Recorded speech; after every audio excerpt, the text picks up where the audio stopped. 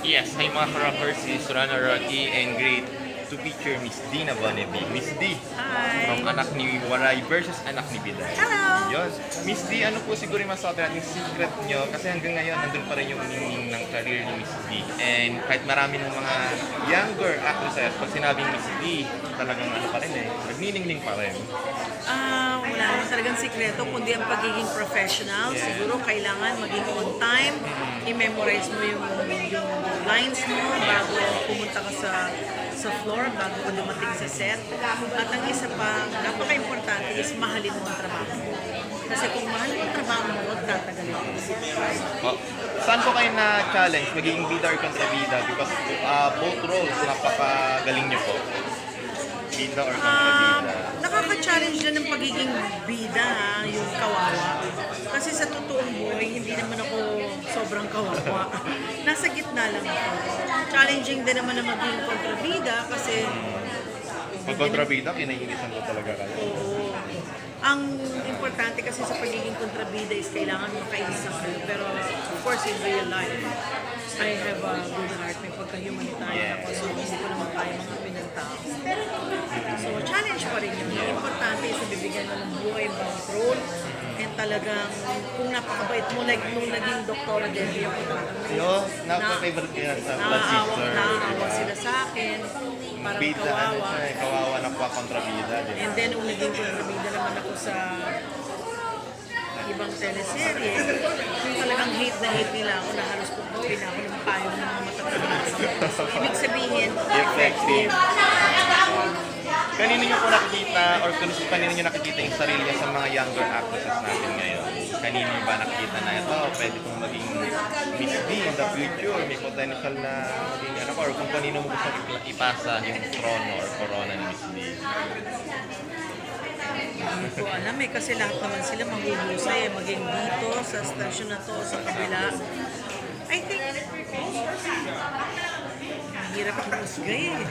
Kasi lahat naman sila mahuhusay, lahat naman din sila magaganda. At saka bihira na yung hindi sexy sa panahon ngayon eh. Pagandahan na rin. Diba? Ngayon halos lahat sexy, halos lahat slim.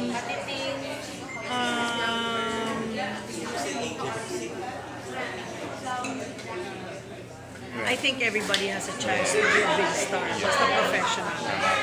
Sino pa po ang gusto nyong makasama na leading man and actress in the future na hindi nyo pa nakasama sa mga previous movies or teleseries nyo?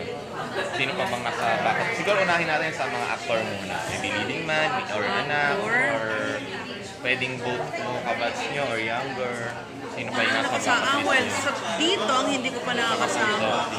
Dito ang hindi ko pa nakakasama. Hindi, si Ding Dong nakasama ko na. Si Maria nakasama ko na. Si Lovey nakasama ko na. Si Solen nakasama ko na rin. Si Rian, hindi ko pa nakakasama. And Jeneline Mercado.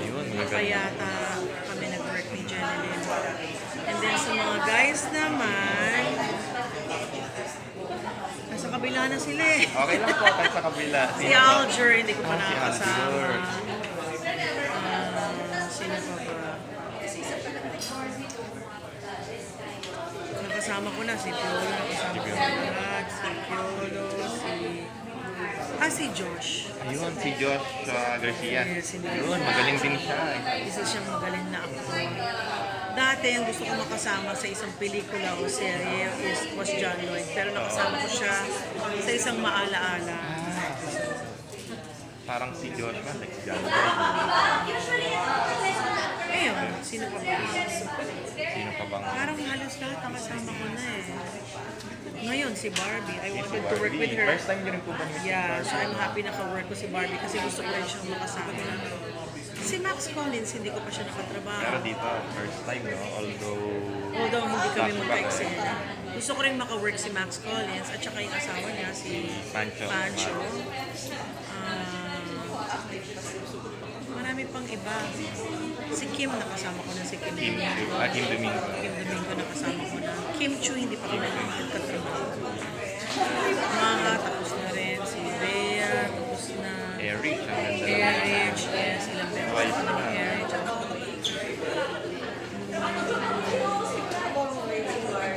Sana magkasama ulit kami Healthy rin, sana magkasama po ulit kami ngayon. And Ami, ang tagal na rin namin yung magkasama. Magaling din yun. Sherry Pie, marami ng beses. Sino pa ba?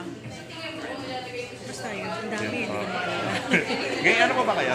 Ano po ba kayo? Kapuso na po ba kayo or ano po, freelance? No, I freelance. Freelance, so kapanood po. So I work with Jimmy, I work with Jimmy. So yun po, thank you po Miss D and congratulations. Great to see you po sa bagong show. Thank you. Thank you.